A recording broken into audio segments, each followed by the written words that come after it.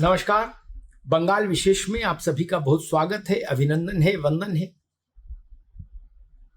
पश्चिम बंगाल में एक सुगबुगाहट है कि इस बार टीएमसी चुनाव तो ममता दीदी के नेतृत्व में ही लड़ रही है, लेकिन अगर टीएमसी को जीत हासिल होती है तो ममता बनर्जी खुद मुख्यमंत्री बनने के स्थान पर अपने भतीजे और अपने राजनीतिक उत्तराधिकारी कहे जाने वाले युवा नेता अभिषेक बनर्जी को आगे कर सकती हैं मुख्यमंत्री की कुर्सी पर। यानी अगर इस बार टीएमसी चुनाव जीतेगी तो ममता बनर्जी खुद मुख्यमंत्री बनने के स्थान पर अपने भतीजे को स्थापित कर सकती हैं मुख्यमंत्री की आसन पर। अब ये सुगबुगाहट है। भारतीय जनता पार्टी भी इस बात को लगातार कह रही है, खुद अमित शाह कह रहे हैं कि ममता बनर्जी के भतीजे इस प्रदेश में मुख्यमंत्री बनने का ख्वाब छोड़ दें, वो मुख्यमंत्री नहीं बन सकते, ममता जी कितनी भी कोशिश कर लें। लेकिन भाजपा जो कह रही है वो विरोधी दल है, स्वाभाविक है, वो वैसे ही कहेगी।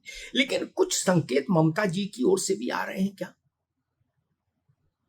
कल ममता बनर्जी ने इस ढंग की एक बात कही कि मुझे सत्ता का लोभ नहीं है, मुझे कुर्सी की जरूरत नहीं है, मैं तो दिल्ली में भाजपा को कमजोर करना चाहती हूं, देश भर में भाजपा के खिलाफ अभियान चलाना चाहती हूं, राष्ट्रीय स्तर पर भाजपा को नुकसान पहुंचाना चाहती हूं, उन्होंने कहा। क्या इसका एक अर्थ ये तो नहीं कि ममता बनर्जी ये इंडिकेशन दे रही हैं कि अब हम दिल्ली की राजनीति करना चाहते हैं, राष्ट्रीय राजनीति करना चाहते हैं और अपने उत्तराधिकारी के तौर पर अपने भतीजे को राजपाट सौंप देंगे अगर सरकार बनाने की स्थिति आई तो? अभी ये साफ नहीं कि अगर सरकार नहीं बनी टीएमसी की और बीजेपी की सरकार बनी तब भी क्या ममता बनर्जी बंगाल की राजनीति छोड़कर केंद्र की राजनीति में जाएंगी या फिर बंगाल की राजनीति में ही रहेंगी, ये तय नहीं है। इस पर ममता जी की ओर से कोई संकेत भी नहीं मिल रहा है। लेकिन हां, अगर सरकार बनाने की स्थिति में टीएमसी आ गई तो ममता जी कोलकाता छोड़कर दिल्ली जा सकती हैं और कोलकाता का राजपाट अपने भतीजे को दे सकती हैं। अब इस सुगबुगाहट के, इस अटकल के नफे नुकसान दोनों हैं। भाजपा को इसका फायदा है और ममता जी की पार्टी को इसका नुकसान, क्योंकि टीएमसी को चाहने वाले, टीएमसी के वोटर्स के लिए जो स्थान ममता बनर्जी का है वो अभिषेक बनर्जी का अभी नहीं है कतई, और शायद अभिषेक बनर्जी का उतना बड़ा स्थान कभी हो भी नहीं पाएगा जैसा ममता जी का है। ममता बनर्जी का एक अपना ऑरा है अपने समर्थकों के बीच में, अभिषेक बनर्जी के पास ऐसा कोई ऑरा नहीं। उनकी एकमात्र योग्यता यह है कि वो ममता बनर्जी के भतीजे हैं, बस। ममता बनर्जी ने अपने राजनीतिक वजूद को खुद गढ़ा है संघर्ष के जरिए। अभिषेक बनर्जी ने कोई संघर्ष नहीं किया, वो ममता के भतीजे हैं इसलिए महत्वपूर्ण है, बस। आज ममता बनर्जी उनको हटा दे टीएमसी में महत्वपूर्ण पद से तो अभिषेक बनर्जी एक सामान्य बंगाली नेता हो जाएंगे, छोटे मोटे जिले कस्बे के। इससे ज्यादा की स्थिति उनकी नहीं है।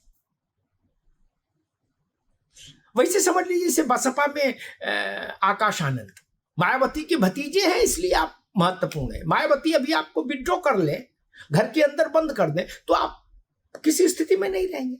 वही स्थिति अभिषेक की, जो स्थिति बसपा में आकाश आनंद की, एग्जैक्टली वही स्थिति तृणमूल कांग्रेस में अभिषेक बनर्जी की। इधर भी भतीजा, उधर भी भतीजा, उधर भी बुआ, इधर भी बुआ। बुआ भतीजे का मामला है, बुआ भतीजे का। तो टीएमसी के काडर में अगर ये बात ज्यादा पेनिट्रेट कर गई कि ममता जी कोलकाता छोड़कर दिल्ली चली जाएंगी तो उसका मन टूटेगा और शायद अभिषेक बनर्जी के नाम पर वो उतना दिल से, उतनी सक्रियता से मैदान में नहीं लड़ेगा। एक जान लीजिए एक बात, क्योंकि अभी एक राउंड का मतदान बाकी है। दूसरा, भारतीय जनता पार्टी को इसका मनोवैज्ञानिक लाभ है।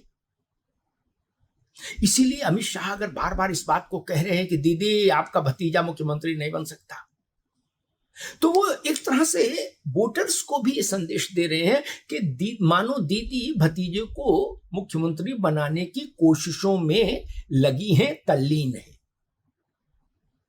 तो जितनी दूरी तक अभिषेक बनर्जी का नाम आगे जाएगा उतना भाजपा को फायदा होगा। ममता बनर्जी का कद दूसरा है, अभिषेक बनर्जी का कद बहुत सामान्य है। तो भाजपा उनको बहुत राजनीतिक कौशल के साथ इस बात को बंगाल के भीतर बो रही है, जैसे बीज बोया जाता है वैसे, कि ममता बनर्जी इस बार भतीजे को कुर्सी सौंपना चाहती है। और इससे एक समस्या और भी तृणमूल में आ रही है कि पार्टी के भीतर जो एकजुटता है वो भी कमजोर हो जाए। ममता बनर्जी का नेतृत्व सब लोग स्वीकार करते हैं तृणमूल में, कोई भी ऐसा नहीं जो ये कहे कि ममता बनर्जी का नेतृत्व हमको स्वीकार्य नहीं। तृणमूल का मतलब ममता और ममता का मतलब तृणमूल। लेकिन ये भी सच है कि ममता बनर्जी के भतीजे को ममता बनर्जी के स्थान पर रखने के लिए तृणमूल कांग्रेस के तमाम नेता कतई सहमत नहीं है। उन्हें अभिषेक बनर्जी का नेतृत्व मंजूर नहीं है। तो अभिषेक बनर्जी अगर मुख्य भूमिका में आए तो तृणमूल में भी बगावत हो सकती है, तृणमूल भी डगमगा सकती है, तृणमूल में भी टूटन हो सकती है। क्योंकि अभिषेक बनर्जी को ममता बनर्जी नहीं मान सकते तृणमूल के नेता।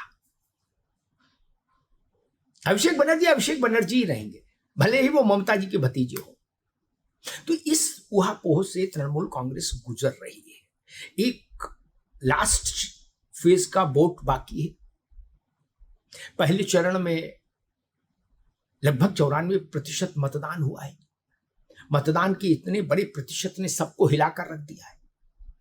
लोग समझ नहीं पा रहे कि इसका अर्थ क्या है, इसका भावार्थ क्या है, क्या होने वाला है बंगाल में। और उसी बीच में ये सुगबुगाहट भी शुरू हो गई कि ममता जी अब कोलकाता नहीं दिल्ली बैठेंगी, तो दिल्ली की राजनीति करेंगे, राष्ट्रीय राजनीति करेंगी। क्षेत्रीय राजनीति से उनका मन भर गया और कोलकाता का कामकाज अभिषेक को सौंपना चाहती है। ये दुधारी तलवार है टीएमसी के लिए। इसमें जरा सी चूक होगी तो बड़ा नुकसान हो जाएगा तृणमूल कांग्रेस को, ये जान लीजिए।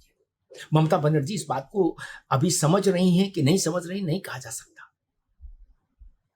लेकिन उनका इस तरह से संकेत देना कि मुझे कुर्सी की इच्छा नहीं है, मैं तो दिल्ली में भाजपा को कमजोर करूंगी, इस बात की ओर इशारा करता है कि कहीं कुछ उनके मन में चल रहा है शायद अभिषेक बनर्जी को राजपाट सौंपने को लेकर।